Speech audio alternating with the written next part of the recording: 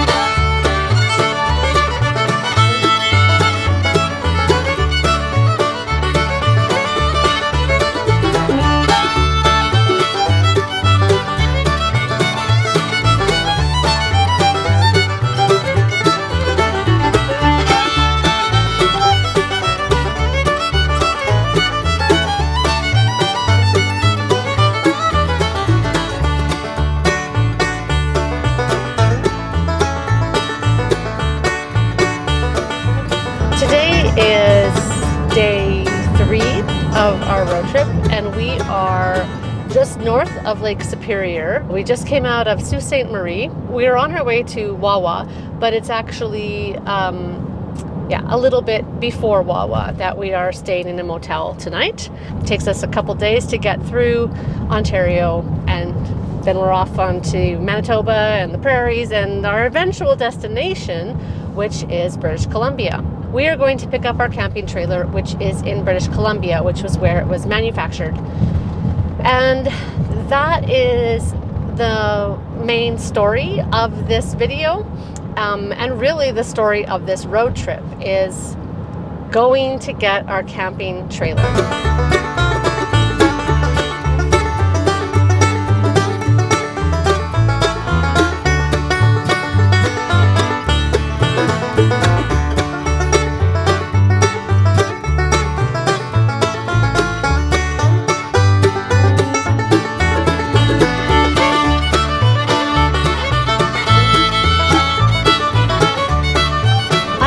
Tell you the story of our camping trailer.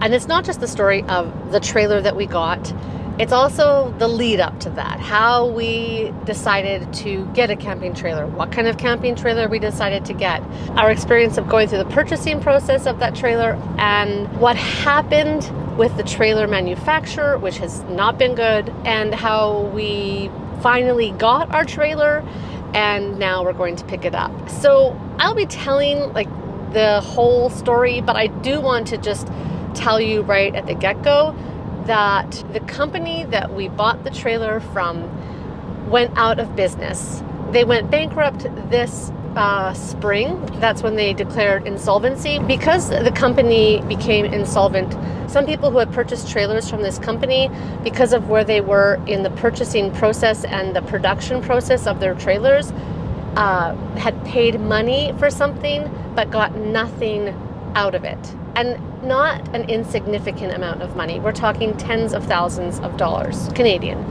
I want to state that right up front, that for some people this company is a source of grief and great disappointment.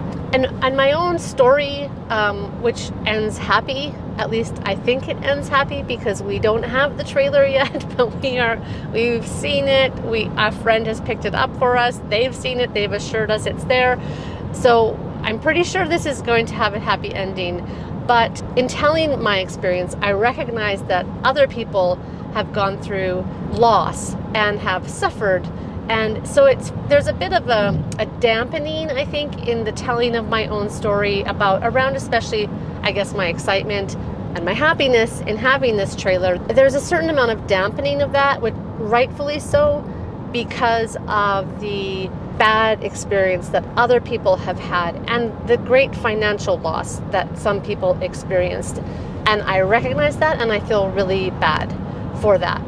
That part of the story does tinge a bit the whole thing, but I still have a story to tell, and I still have the backstory, because there's always a backstory, and I still have the process we went through to get this trailer and why we are getting this trailer.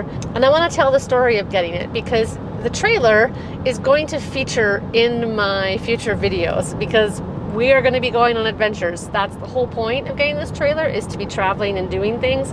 And that trailer is going to be in the videos, and I want to have this as the meet my camping trailer video. So let's get started. Look what we're driving past right now. We are on the north shore of Lake Superior, and that is really beautiful. Okay, I gotta keep telling my story while I'm not on driving duty. Okay, Damien is doing a driving shift right now, so this is my chance to do video. So I'm just gonna have to try to stay focused and not look at that beautiful lake. You might be aware that I live in Nova Scotia, which is on the Atlantic coast of Canada, and I live really close to the coast, like 10 minutes drive from the ocean. So I'm on one side of the country, and on this road trip we are driving to nearly the other coast, not quite all the way to the coast, south central Okanagan region of British Columbia.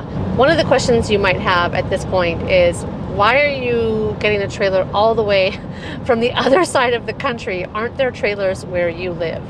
And yes, there are. Not exactly the kind that we wanted, however. And the why this trailer, why over in British Columbia, that will all be explained shortly. And to tell the story of why this trailer and what we are hoping to do with this trailer, I need to tell our camping history. Because our history with camping and the kind of camping that we are used to doing as a family and as a couple was quite instrumental, or at least definitely influenced what we were looking for in a camping trailer, and why we chose the trailer that we did and went with the manufacturer and the company that we did. My husband Damien and I have been camping since the very early days of our marriage. In fact, the first time we met each other was on a camping trip with a university organization that we were both involved in. That was 32 years ago or something now. And we did some camping on our honeymoon, and that was like in the early days of our relationship. Fast forward a few years from those early marriage years, so it would have been like 10 years. So if you fast forward 10 years, that's when we decided to really kind of get into camping as a family. To make it possible for us to do this, we needed to have compact gear and lightweight gear, because we just had one vehicle and we didn't want to have another vehicle or a bigger vehicle to accommodate a bunch of gear and to accommodate not just the children, like a couple of them still in car seats, maybe all of them in car seats at that point, but we had just a regular car. We didn't want to have to get extra space things to carry all the gear that was needed. The best way for us to get out camping would be to keep the gear compact, lightweight, so that we could fit it in a car. We saw a lot of people going camping around us, and we experienced it once ourselves actually, where we had to take two cars, and we had so much gear. We had borrowed it from various people, and we had to set up tarps because it was going to be raining, and there was just so much stuff. There was just so much stuff to take, plus 3 young children, and we were very discouraged by that trip, and we thought, well, camping, it probably just isn't for us. This is not a thing that we want to do. And really, it was just a matter of, it was maybe not the best season for us to do this, but in terms of with young children, but also we didn't have great gear, and gear does make a big difference in, I think, how you enjoy the experience. So once we decided that yes, we would like to give camping a try, and we wanted to have camping as a possibility for accommodations while traveling. We also wanted more nature-based experiences. Specifically, we wanted to get into backpacking. And so The decision to get lightweight and compact gear was both so that we could fit everything in the car for car camping, but also so that that same gear could eventually down the road, because we weren't ready to be doing backpacking with our kids when they were really little, but eventually down the road we wanted to go backpacking with them, and we wanted to go on longer backpacking trips, and we would need to have lightweight gear so that it made it possible to do that. From the very beginning of our family life experience with camping, we have had compact, lightweight gear. And at the time buying this, it was more expensive than getting, whatever was sold at Canadian Tire, for example, or Walmart. It was a more expensive initial investment, but it was well worth it for the versatility that lightweight gear offered us, and for its durability and its high quality for when we decided to get into backpacking. We got into backpacking when our kids were all elementary school aged. And we did quite a bit of that. We did quite a bit of car camping. From the very beginning of our family camping experiences, we have wanted lightweight and compact gear, which made it possible to have all kinds of experiences, which included especially the backpacking. And one of the most significant trips that we did as a family, the most significant trip as a family in terms of that kind of adventuring, was through hiking the Appalachian Trail when our kids were 11, 13, and 15. And also, while we through hiked the Appalachian Trail, we produced a video series. We worked with an editor, and we did video of that whole adventure, and I will link to that in the description. And the only way you can do something like that, especially with children, is with the lightweight gear. The lightweight and compactness of our camping setup and our camping style that's always been the case for us since the beginning. As our kids got into their teen years, we did more road trips and working road trips where mostly Damien at that point would be working while we were traveling, when we would get to the place, and he would work there, and then the kids and I would explore and be able to have kind of a vacation-like experience, or just see and experience different things. And then we'd do things together on the weekends, do our traveling and driving to the next place, that kind of thing. I have a video also on how we did working road trips, which you can find in the description. And we did some camping on those road trips, but mostly camping as a form of accommodation on the way to somewhere where we were staying.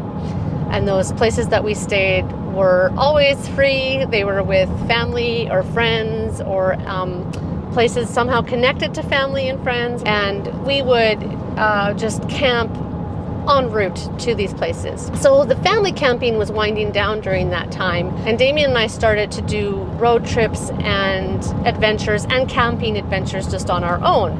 Now that our kids were almost grown and we weren't going to be taking regular vacations with them, what did we want to do together, and also what kind of new adventures did we want to have? And that was the time that we started talking about getting a camping trailer. All during our kids' growing up years, we never considered the idea of a camping trailer. The only thing that we could have afforded during that stage would have been something rather run down. It definitely would have been used, and there's no problem with used things. Used, not very best quality when it comes to camping related things, especially a trailer, means leaking and maintenance and potential mold issues. And we were very happy with our tenting arrangements, and we had dialed that in, and we had great tents, and we slept dry, and we slept well, and we just were not going to get into the whole tent trailer market. That's what we would have been able to afford, and we definitely weren't going to be able to afford a bigger vehicle or a better vehicle that would pull something more significant. Basically, the option or the idea of having a camping trailer while the kids were growing up was just not on the table for us.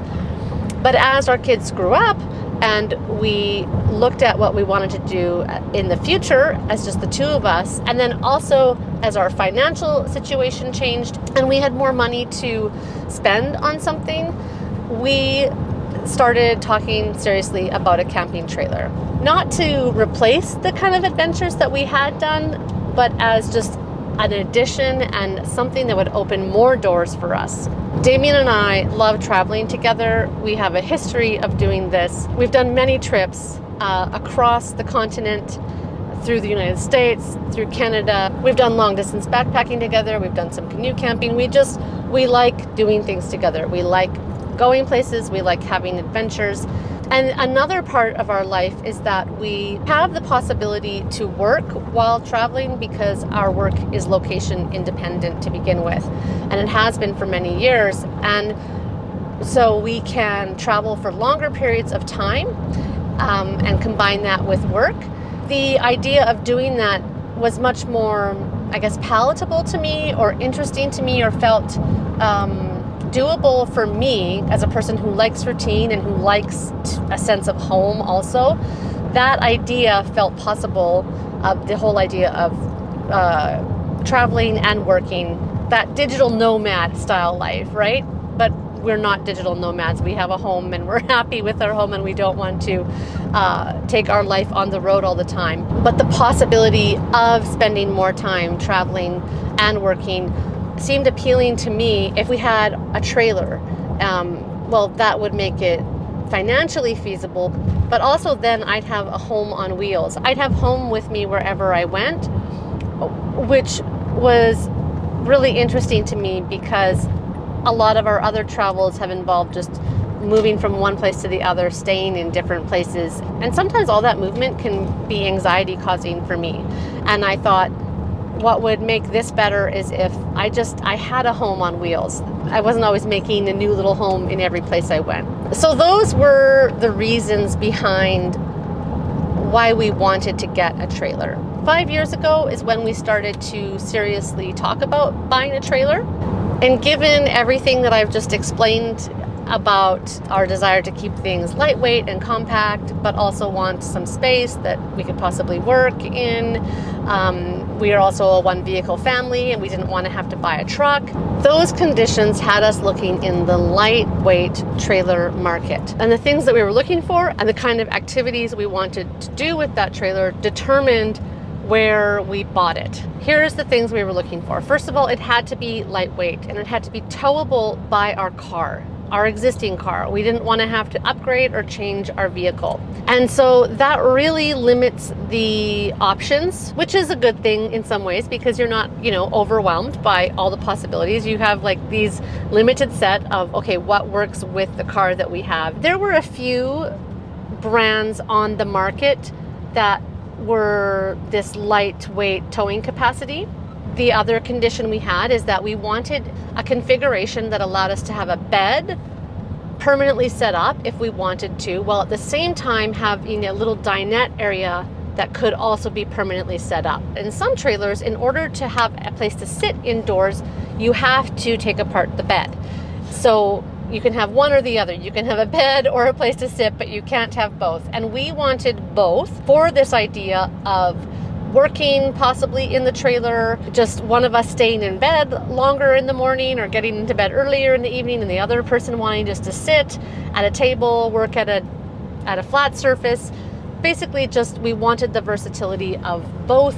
We also wanted the trailer to have a kitchenette in the trailer. Some of the trailers that we looked at, the kitchen, I believe the tab is like this, or at least some models of the tab are like this, where the kitchen is an external or an exterior kitchen and it pops up, under an awning, but most of the kitchen facilities are happening outdoors. And we didn't want that because we really want to be able to use the trailer in all kinds of conditions. We want to be comfortable in rainy conditions, in sunny conditions, buggy conditions, different kinds of weather and conditions that would make it just most comfortable to be inside and maybe to be inside for long spells of time. The thing that wasn't important to us to have indoors was a toilet. We didn't need shower or toilet. Because of our extensive backpacking experience, we are very comfortable peeing especially, but also pooping in the woods. I recognize that we're not always going to be in the woods, and to practice the leave no trace principles that we know how to use